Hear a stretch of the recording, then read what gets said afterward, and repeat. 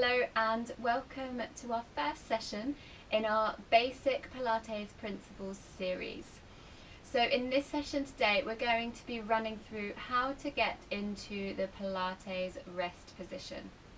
We use the Pilates rest position in lying down initially, and we use it to help activate our core stability muscles, which we will be looking at in other sessions further down the line. So do not worry, we will go through that with you. So to get into our Pilates rest position, we're going to start lying onto our backs. So depending on your neck position, if you know you're quite tight and rounded through your shoulders, and you know your head likes to poke forwards a little bit, you may need a slightly higher cushion like so. Otherwise, I would either just take a little hand towel, so no thicker than 1 inch underneath your head. So this really does depend on you. The reason being, for when you lie down, we don't want the neck to be completely like this. So if you feel that when you lie down you're like this, just place an extra little cushion underneath your head so we can get that length at the back of the neck. Okay, so we'll start with the feet. So in our Pilates rest position we have the knees bent up, and we're just going to walk the feet out. So then the feet are about hip width apart. You're going to ground down through all 4 corners of your feet. So the base of your big toe, the base of the little toe, and the 2 corners of your heels. So what you should find then is your knees should be pointing directly up to the sky. So they're not collapsing in where we collapse in our arches, or they're not out here. Okay, you should feel nice and rooted through the feet. Then we'll just take our hands to make a nice little diamond position and place our thumbs onto the belly button and fingertips onto the pubic bone. Now imagine you've got a glass of water balanced on that little diamond. And we're slowly going to tip that glass of water in between your legs, so you're tilting your pelvis forwards, and then you're tilting your pelvis backwards. Tilting the pelvis forwards and tilting the pelvis backwards. And just start moving through these 2 movements. This is called a pelvic tilt.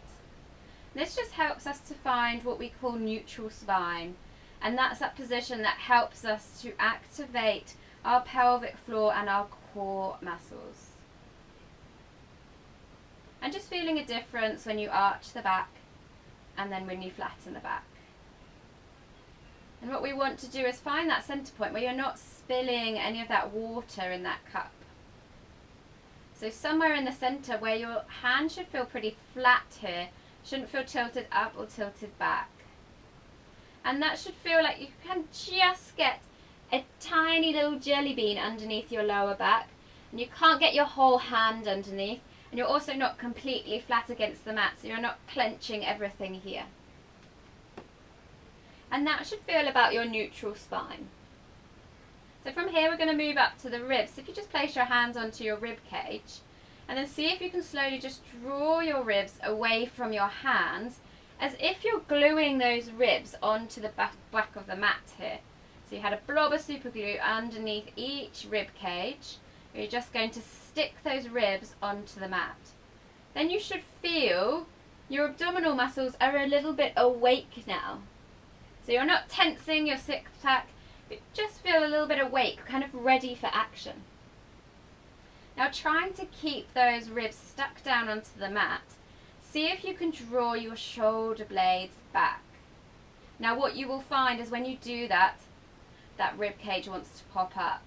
So really trying to find the middle ground here where you can find that width across your shoulders and keep those ribs down.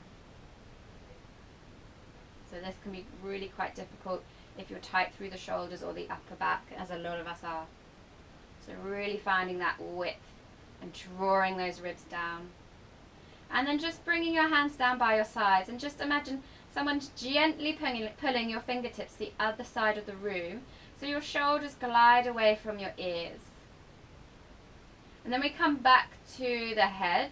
So just make sure you've got that nice length at the back of your neck, so you're gently tucking your chin here. So in this position, your spine should feel lovely and long and nice and strong. It might feel a bit of an unusual position, and it probably doesn't feel much like a rest position. You should feel a little bit engaged and nice and strong and long through that spine. So this is your foundations for your Pilates. This is a position we want to be working in when we're lying down. So any movement that we're doing from here, we're trying to maintain this nice position. So then from here, we will go on to talk about the breathing and engaging your core as well. But we'll look at that further down the line in other sessions that we will be covering. Please drop us an email if you have any questions regarding this Pilates rest position. Whether you've been doing Pilates for a long time or you're quite new to it, it's always good to come back and have a little refresher. Thank you for joining us today. We hope you found that helpful.